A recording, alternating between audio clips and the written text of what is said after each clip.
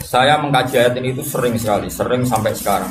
Mungkin ya sampai nanti, sampai asarenah, sampai asar. Ini rumah tenan ini. Jadi Allah itu zat yang kuasa mendatangkan adab dari sisi atas. Misalnya meteor jatuh, terus Mars jatuh. Tentu Allah mampu. Atau dari bawah, misalnya ditelan bumi dan sebagainya. Atau, dan ini yang sering terjadi, Allah menjadikan kalian itu saling nggak cocok, kemudian saling membunuh.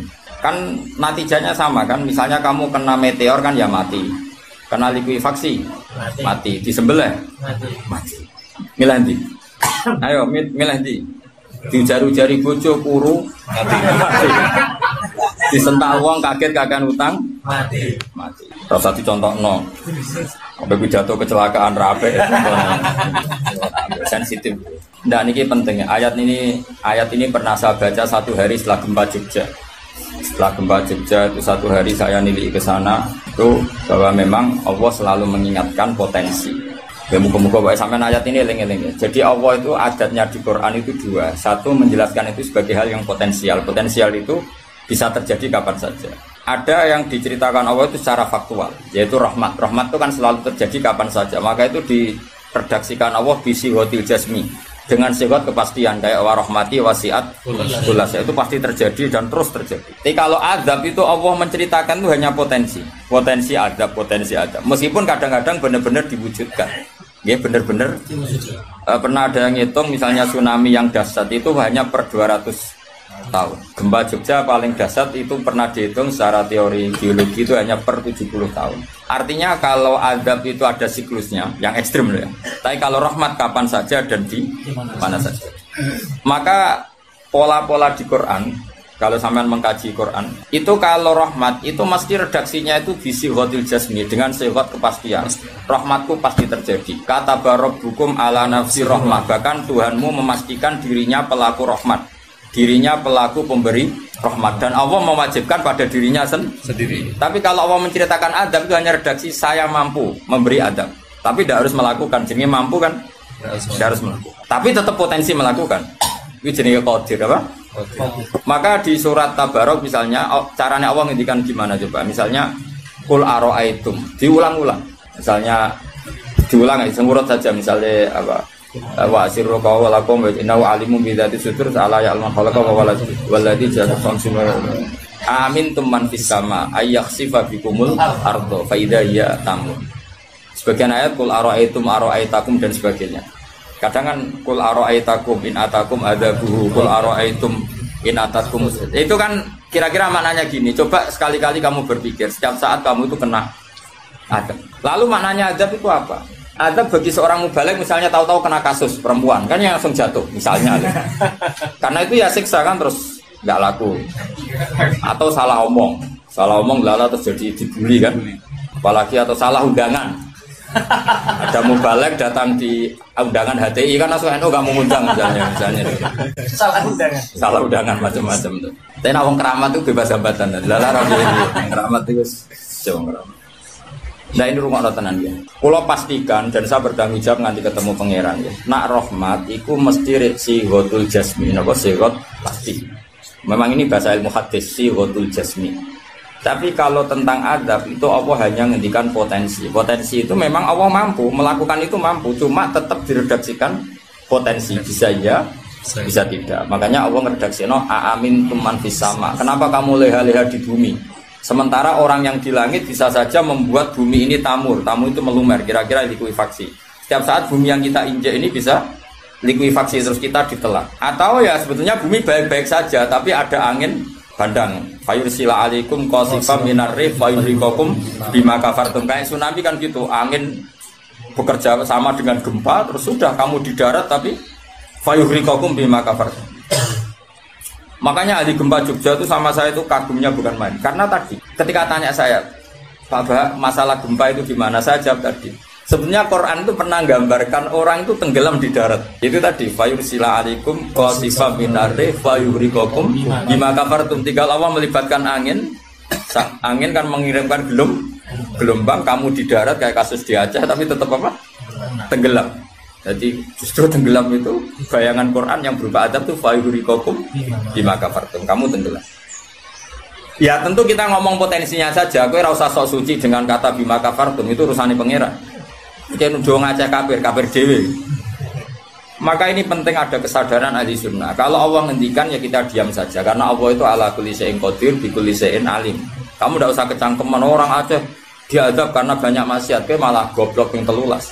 Padha-padha maksiat wong Aceh rak maksiat wong Bali. Bali le maksiat wong Hollywood, Hollywood le maksiat wong Cina malah komunis.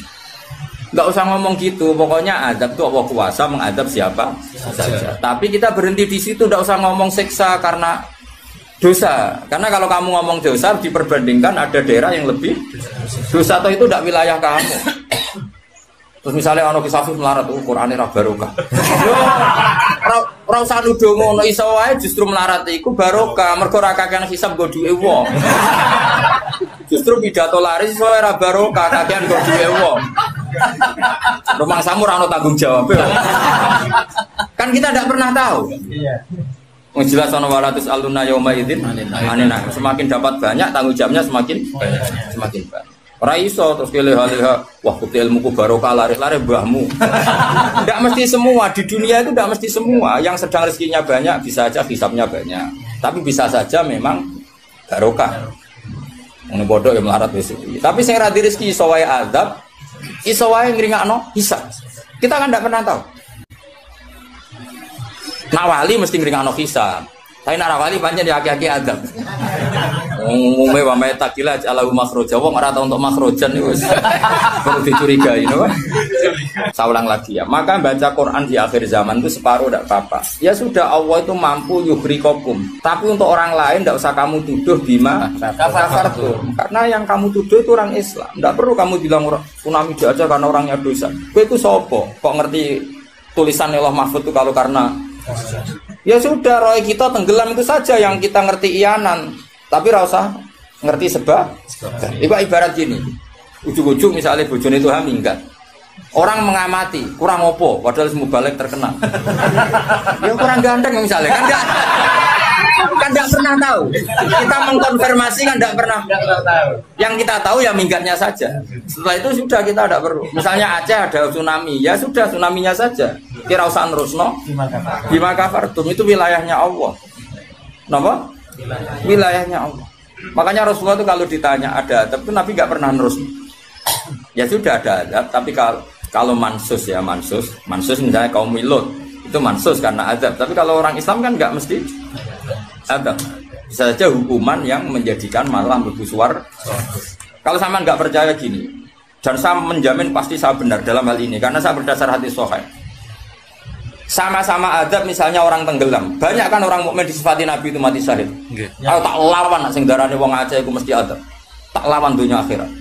Selain wong sombong berarti tak maca hadis.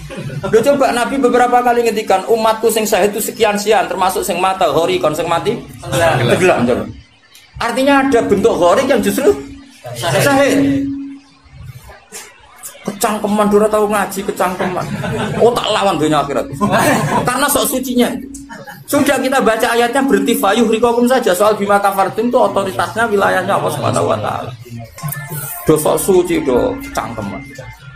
Oh tak lawan tenan. Nek wong kum bis warga aku usul pangeran. Ampun Gusti. Niku nate ngenyek tiang sak provinsi. Sok sucinya. Lo coba ya. Banyak orang mati divonis misalnya kamu, wah itu krono adab. Ternyata Nabi ngendikan maktun wong lara weteng syahid.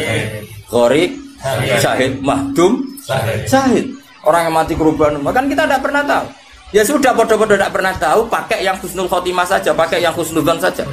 Ono hafid kok mati umay rubo. Milih sing husnudzon ae berarti syahid. Kategorinya mahdum. Jangan terus ono wah kena adab. Kesuwen oleh ngedol Quran lu ngawur. Oh, tak lawan sing ngomong-ngomong lawan. Siap lawan. Siap. Debala ISIS. Kita asli nih, maksudnya hobinya itu kan. Hobinya itu kan. Jadi nak dicak ngomong damai itu dingin. Yo pancen yo lucu, nak wong brewoken terus gak garang. Lucu nih, jadi Ya jadi nak pangeran ngendikan iku rungokno wae. Tapi kowe ora usah koyok di otoritas kok pangeran ben ngono pangeran.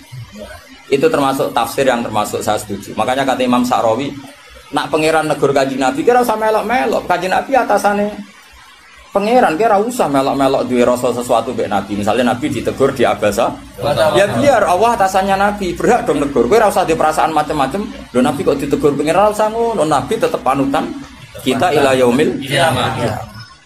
Itu kan ibarat masyhur lah misalnya Mbah Mun kadang negur putrane. Ora perlu santri ngrasa putranya ada apa-apa. Itu kan wilayahnya Mbah Mun karena sama putra. Kayak aku misalnya negur tuh, aku ora olah terus melok negur tuh aku walat. Lho tuh wis mubalek kowe sapa? Lah nek aku ora apa kiai ini aja. Paham jelas ya? Mak aku oleh sak uni-uniku.